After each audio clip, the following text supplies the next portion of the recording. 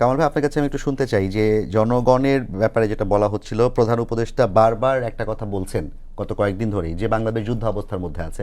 আজকে পুলিশদের সাথে বৈঠকেও তিনি একই কথাই বলেছেন। তাহলে বাংলাদেশ যদি যুদ্ধ অবস্থায় থাকে, যুদ্ধ অবস্থার তো বেশ কিছু নিয়ম নীতি আছে, যুদ্ধ অবস্থায় আমরা কি ধরনের কার্যকলাপ করবো, এমনকি জরুরি অবস্থার মতো বিষয় যুদ্ধ অবস্থা জারি করা হয়, যেটা ইউক্রেনে করা হয়েছিল। তো সবকিছু মিলিয়ে যুদ্ধ অবস্থার কথা বলার পরেও কেন আইন শৃঙ্খলা পরিস্থিতির উন্নতি করা যাচ্ছে না? তা কার সঙ্গে যুদ্ধ অবস্থা, এটা তো আমি বুঝলাম না। কার সঙ্গে? এই যে উনি বলতেছেন যে একটা যুদ্ধাবস্থা, এটা কি মানে ইয়েটা কি, এনিমিটা কে? এই যুদ্ধ অবস্থার এনিমিটা কে?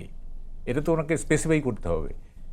এটা কি জনগণই এনিমি, না জনগণের একটা অংশ এনিমি, না জনগণ? না, এক মাস তো ডেভিল হান্ট চলেছে, তার মানে ডেভিল যারা ছিল। তাহলে ডেভিলদের সাথে যুদ্ধ অবস্থা, তাহলে বলেন, তাহলে ওটা বলেন, বলতে হবে তো। তা নাহলে তো মানুষ মনে করবে যে ইন্ডিয়ার সাথে যুদ্ধ অবস্থা বা মায়ানমারের সাথে যুদ্ধ অবস্থা, কারণ এই রোহিঙ্গা নিয়ে কিছু প্রবলেম আছে। এগুলো তো বলতে আপনাকে স্পেসিফাই করতে হবে। এই ধরনের মানে এটার কি বলে বাতেনি কথা বলে তো লাভ নাই।